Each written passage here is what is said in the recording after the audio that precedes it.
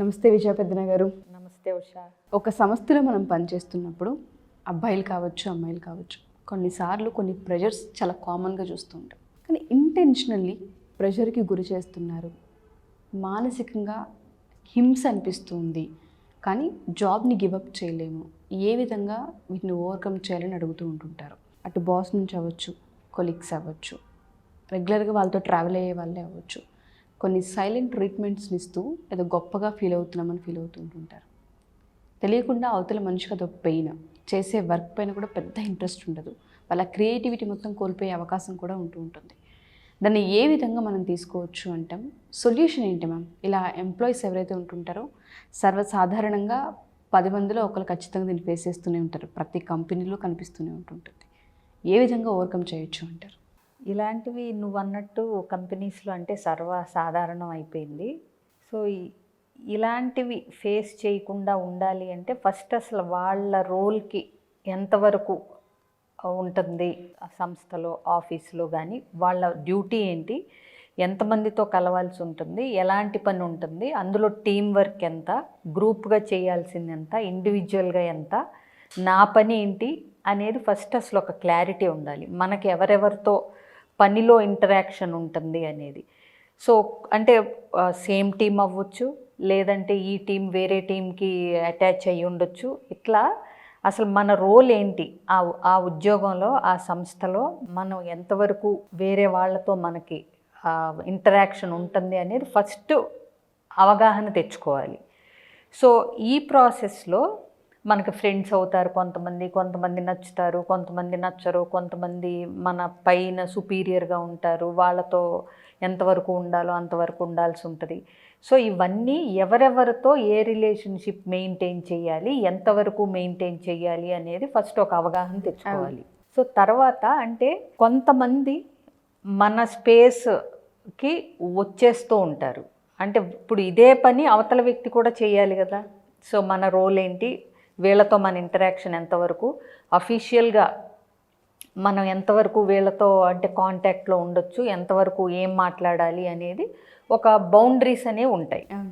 So ఆ boundaries మనం set చేసుకోవాలి. అలాగే వేరే వాళ్ళు మన బౌండరీస్లోకి రాకుండా మనల్ని మనం కాపాడుకోగలగాలి. ఎప్పుడైతే ఆ బౌండరీస్ సెట్ చేయలేదో ఎవరు పడితే వాళ్ళు ఎప్పుడు పడితే అప్పుడు ఎలా అంటే అలా మాట్లాడటం కానీ, అడ్వాంటేజ్ పనిలో తీసుకోవటం కానీ, పర్సనల్గా తీసుకోవటానికి కానీ ట్రై చేసే అవకాశాలు ఉన్నాయి. సో ఇలాంటప్పుడు క్లియర్ కట్ బౌండరీస్ అంటే ఆది నిష్ఠూరం మేలు. అంటే ఒకళ్ళు అడ్వాన్స్ అవుతున్నారు, సంథింగ్ తేడాగా ఉంది, మనల్ని అంటే ఏ రకంగా అయినా, ఇప్పుడు అమ్మాయిలు అయితే కొంచెం సెక్షువల్ అడ్వాన్స్ చూపించడం, వంకర టింకర మాటలు మాట్లాడటం, నువ్వంటే నాకు ఇష్టం అని అర్థం వచ్చేలాగా కొన్ని స్టేట్మెంట్స్ పాస్ చేయటం, ఇవన్నీ వస్తున్నాయి అనుకున్నప్పుడు మొదట్లో ఏమవుతుందంటే ఎక్కువ వ్యతిరేకంగా కానీ, ఎక్కువ పిచ్చిగా కానీ లేనప్పుడు కొంతవరకు చూసి చూడనట్టు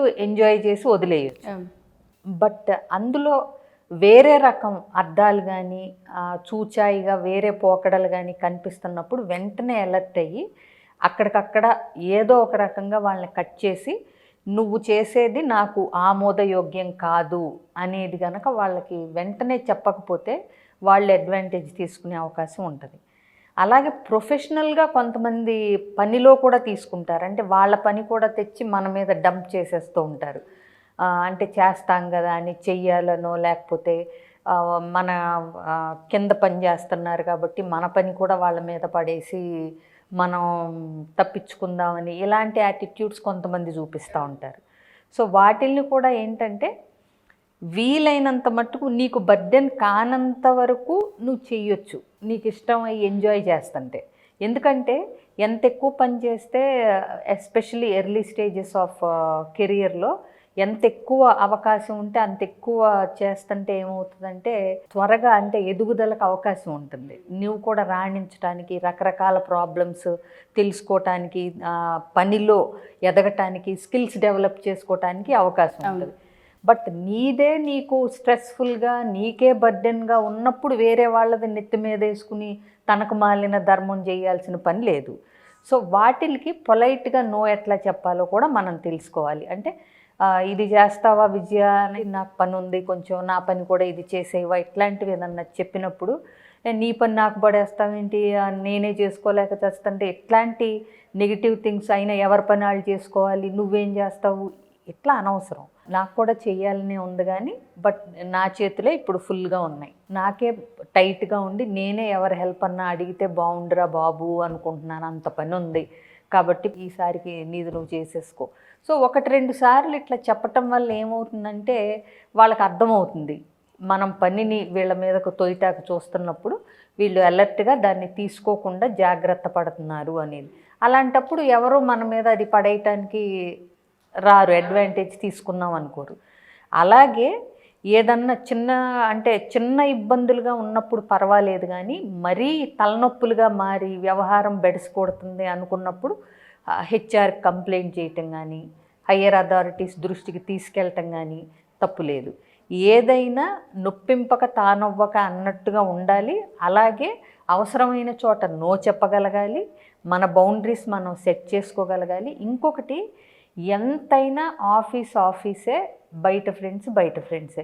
ఆఫీస్లో ఫ్రెండ్స్ని అంటే మరీ అతిగా ఫ్రెండ్షిప్ కూడా కొంతకాలం వరకు ఎవరు ఎట్లాంటి వాళ్ళు అనేది తెలిసే వరకు అతిగా ఉండాల్సిన పని లేదు ఆఫీస్ వాళ్ళతో. ఆఫీస్ ఫ్రెండ్షిప్ అంటే ఆఫీస్లో హాయ్, ఆఫీస్లో బాయ్ అంతే, వెళ్ళిన తర్వాత మళ్ళీ నార్మల్గా కొంతకాలం ఉంటే తప్పితే ఎవరు ఎట్లాంటి వాళ్ళు అనేది తెలియదు.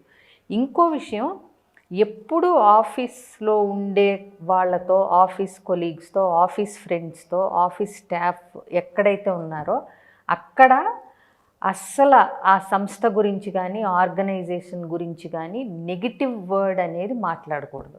ఇది దృష్టిలో పెట్టుకోవాలి. ఎందుకంటే అవసరానికి వాళ్ళే ఇనిషియేట్ చేస్తారు కొంతమంది, బాస్ ఎట్లానో లేకపోతే వాళ్ళట్లా వీళ్ళెట్లా అని.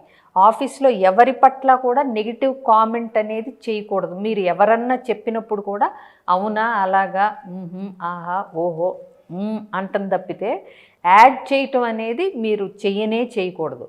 యాడ్ చేస్తే ఏమవుతుంది, రేపొద్దున ఈటాళ్ళు అటు మారిపోతూ ఉంటారు, ఏదో ఒకటి జరుగుతూ ఉంటుంది. అప్పుడు ఏదన్నా ఒక విషయం బయటకు వస్తే తను కూడా అలా అంది, తిను కూడా ఇలా అన్నాడు, ఆ రోజు అతనే అన్నాడు అని లేనిపోని చిలవల పలవలుగా కూడా వచ్చేస్తాయి.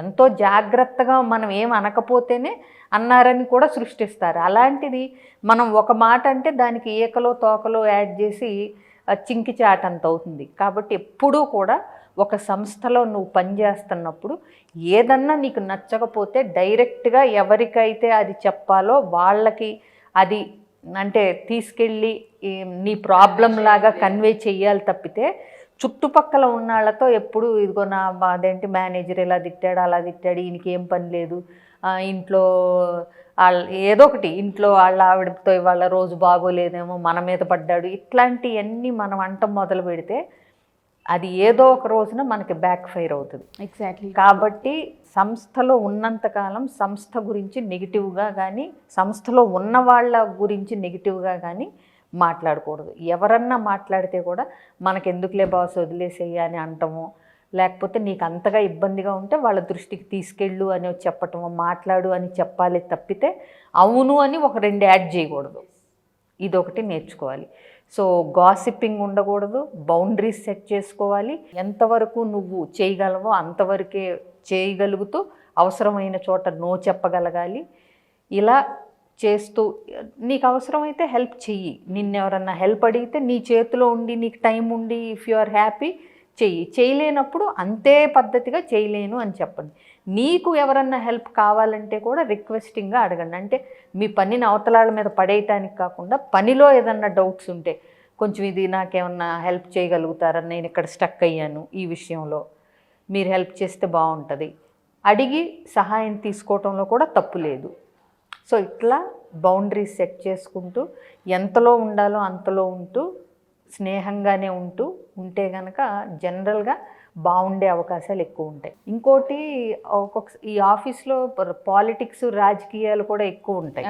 అవునా, ప్రమోషన్స్ విషయంలో కానీ వాటిల్లో కానీ ఏదైనా ఓర్పుగా నేర్పుగా నేర్చుకుంటే ఇబ్బంది ఉండదు. చాలామందికి ఇవి ఏ విధంగా సార్ట్అవుట్ చేసుకోవాలో అర్థం కాని పరిస్థితి. బట్ మీరు అన్నట్టుగానే సహనం, ఓర్పు అండ్ దాంతోపాటు ఎంతవరకు మనం చేయగలం ఆ క్యాపబిలిటీని దృష్టిలో పెట్టుకొని మాత్రమే జర్నీని ముందుకు తీసుకెళ్ళగలిగితే బెటర్.